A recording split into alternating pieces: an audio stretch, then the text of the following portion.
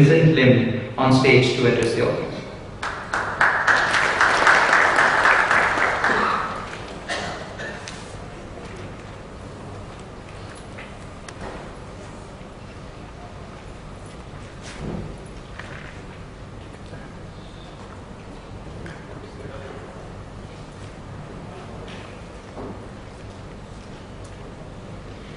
Yeah, while we are getting started, I want to thank everybody for the honor and privilege of allowing me to be speaking at this forum. I'm very excited just now when our opening speaker said that in India, from the very highest level of the authorities in India, they have said, look, we want to have 100 smart cities. I think it's a very, very good vision, and my colleagues and I at HP are very excited to be part of this journey.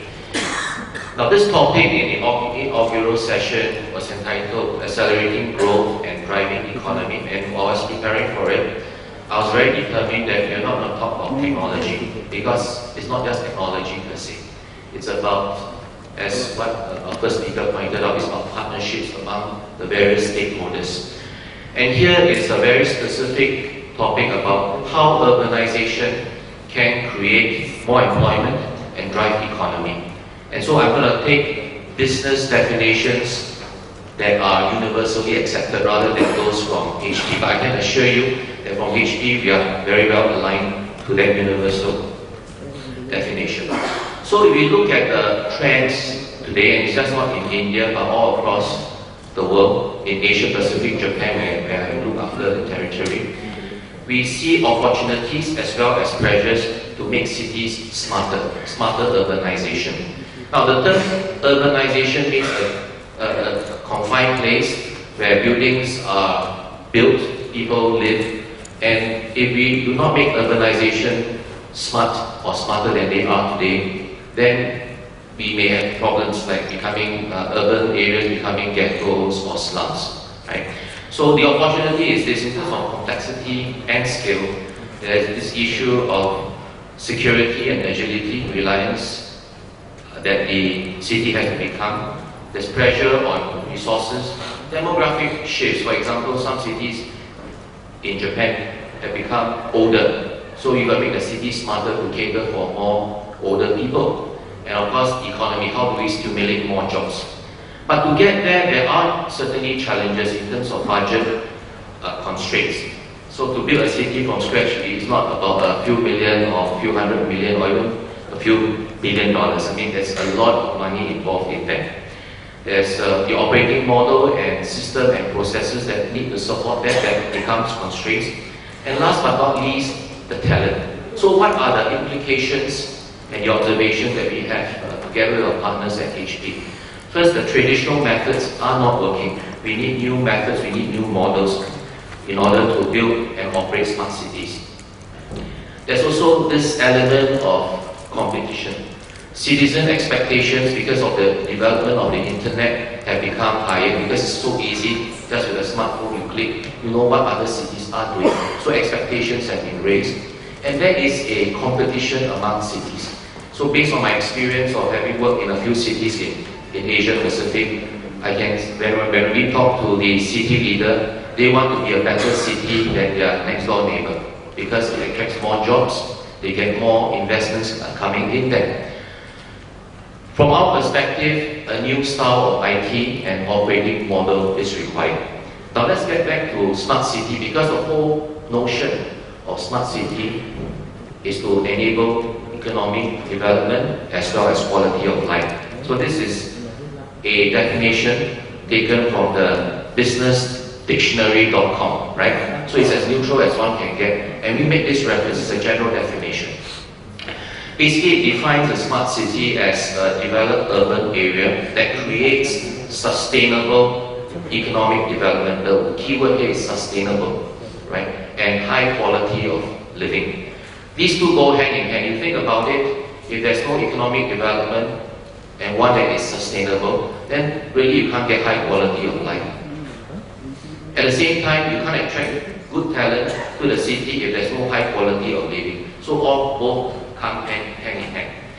And this dictionary then goes on to say that this is enabled by excelling in multiple areas, 6 areas. The area of living, so living conditions must be decent, good, access to the conveniences, whether it's food or shopping or entertainment.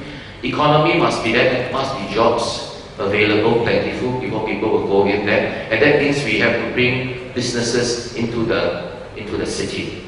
Environment, there's no pollution, it's a pleasant environment to live in. Mobility refers to the convenience of movement of goods and people from point A to point B. And then, of course, people have to be healthy. That is healthcare.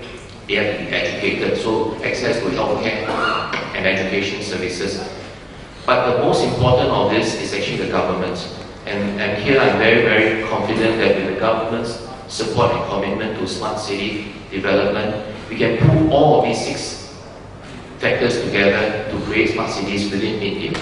Okay? And what HP brings to the table, to some degree, is a strong human capital. We have a lot of employees within India. We employ a lot of people, and of course, our partners and ecosystems, and the training services, our CSR in terms of social capital. But the biggest contribution from our perspective is the ICT, info communications technologies that we bring to bear. So I'll end with this slide because I'm given 6 minutes and I've been timing myself. There are 5 innovations that are needed for smart cities. And I'll leave you with that, and this becomes a forum for us to talk about those 5 innovations. There's the innovation for business model, because to build and sustain and maintain a smart city requires a different set of business models than from the traditional city development. Services innovation has to take place in order to sustain the business model, the process innovation to create those services, and of course the operations innovation that bring all these 4 together. But I like to venture that one very important innovation, and that's the reason why we're all gathered under one roof today, various stakeholders in the whole ecosystem, is the partnerships innovation. So how can we partner together? Even in ICT, we don't do it alone. We don't do it with HP's, even with HP's wide plethora of product and services offerings. We work very, very closely with our ICT partners. And then extended to that with our real estate developer partners, with the telecom communication providers, and also with the power companies and so on. And I'll be sharing some of these in the next session after this. So I really look forward to being able to collaborate with all of us to be able to realize the vision for 100 smart cities in India, taking best practices from around the world and within this country as well. So thank you very much.